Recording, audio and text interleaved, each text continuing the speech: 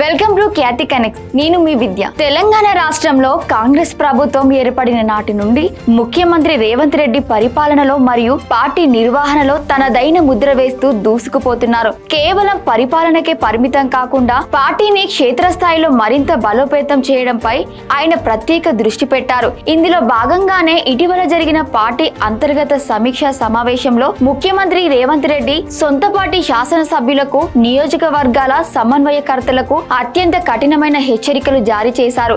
అధికారంలోకి వచ్చి 2 సంవత్సరాలు దాటుతున్న తరుణంలో కొందరు ప్రజా ప్రతినిధులు ప్రజలకు అందుబాటులో ఉండడం లేదనే ఫిర్యాదులు అధిష్టానానికి అందాయి. దీనిపై తీవ్ర ఆగ్రహం వ్యక్తం చేసిన రేవంత్ రెడ్డి లీడర్ల తీరు మారకుంటే రాబోయే రోజుల్లో తీవ్ర పరిణామాలు ఎదుర్కోవాల్సి వస్తుందని హెచ్చరించారు. ఈ తాజా పొలిటికల్ క్లాస్ వెనుక ఉన్న ప్రధాన కారణాలు మరియు వ్యూహాలేంటో ఈ వీడియోలో మనం పూర్తి వివరాలతో లోతుగా పరిశీలిద్దాం.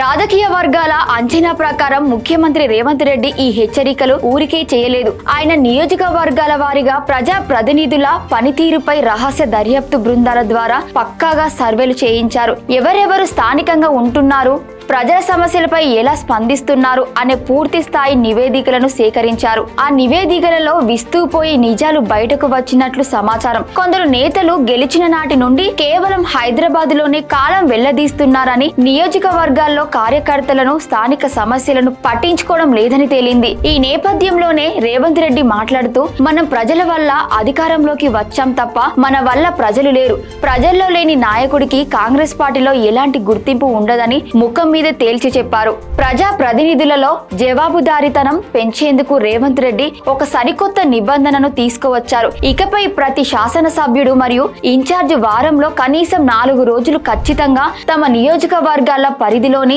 గ్రామాలలో పర్యటించాల్సి ఉంటుంది. అక్కడ రచ్చబండ కార్యక్రమాలు నిర్వహించి ప్రజలతో నేరుగా మాట్లాడాలి. ప్రభుత్వం ప్రవేశపెట్టిన 6 గ్యారంటీల పథకాలు అర్హులైన ప్రతి ఒక్కరికి అందుతున్నాయా లేదా అని క్షేత్రస్థాయిలో పరిశీలించాలి. కేవలం కార్యకర్తలకి పరిమితం కాకుండా ప్రజల గుమ్మం వద్దకు వెళ్లి సమస్యలు తెలుసుకున్నప్పుడే ప్రభుత్వానికి మంచి పేరు వస్తుందని, ఆ బాధ్యతను ప్రజా ప్రతినిధులే 100% భరించాలని స్పష్టం చేశారు. ఈ పర్యటనలకు సంబంధించిన వివరాలను కూడా ఎప్పటికప్పుడు అధిష్టానానికి పంపాలని ఆదేశించారు. రాబోయే ఎన్నికలను దృష్టిలో ఉంచుకొని కాంగ్రెస్ పార్టీ ఇప్పటి నుండి ఒక పక్కా ప్రణాళికతో ముందుకు సాగుతోంది. ప్రజా ప్రతినిధుల పనితీరు ఆధారంగా ప్రతి 3 నెలలకు ఓసారి ప్రగతి పత్రాలు సిద్ధం చేయనున్నారు. ఈ ప్రగతి పత్రాలలో ఎవరికైతే తక్కువ మార్కులు వస్తాయో వారికి రాబోయే ఎన్నికల్లో టికెట్లు నిరాకరించడమే కాకుండా ప్రస్తుత పదవుల నుండి కూడా తొలగించడానికి వెనుకాడబోమని రేవంత్ రెడ్డి సంచలన ప్రకటన చేశారు. రాజకీయాల్లో ఎవరికి శాశ్వత గుర్తింపు ఉండదని, కేవలం ప్రజల ఆదరణ ఉన్న వారికే రాబోయే రోజుల్లో మంత్రివర్గ విస్తరణలో కానీ, ఇతర నామినేటెడ్ పదవుల భర్తీలో కానీ ప్రాధాన్యత ఉంటుందని తేల్చి చెప్పారు. ఈ నిర్ణయం ఇప్పుడు కాంగ్రెస్ లీడర్లలో తీవ్ర వణుకు పుట్టిస్తోంది. ఇన్నాళ్ళు సైలెంట్ గా ఉన్న వాళ్ళంతా ఇప్పుడు తమ మార్కులను పెంచుకునేందుకు కసరత్తు మొదలు పెట్టారు. ఈ సమావేశంలో రేవంత్ రెడ్డి కేవలం ప్రజల గురించే కాకుండా పార్టీని నమ్ముకుని ఉన్న సామాన్య కార్యకర్తల గురించి కూడా కీలక వ్యాఖ్యలు చేశారు. కష్టకాలంలో జెండా మోసిన కార్యకర్తలను కొందరు ప్రజా ప్రతినిధులు నిర్లక్ష్యం చేస్తున్నారని, తమ పనుల కోసం వచ్చే కార్యకర్తలను కలవడానికి కూడా సమయం ఇవ్వడం లేదనే అంశాన్ని ఆయన తీవ్రంగా తప్పుపట్టారు.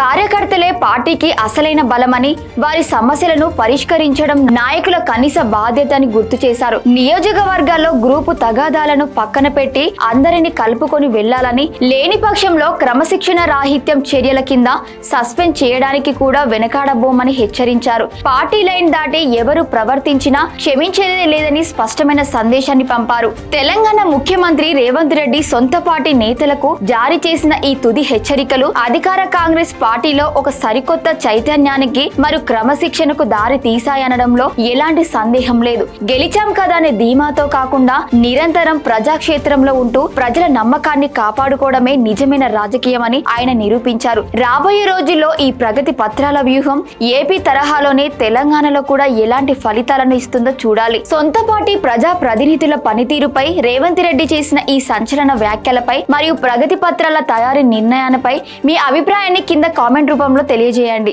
ఈ వీడియో మీకు నచ్చితే లైక్ చేసి అందరికీ షేర్ చేయండి. మన ఛానల్ ని సబ్స్క్రైబ్ చేసుకోవడం అస్సలు మర్చిపోకండి. మరో లేటెస్ట్ రాజకీయ తాజా సమాచారంతో మళ్ళీ కలుద్దాం. జై హింద్.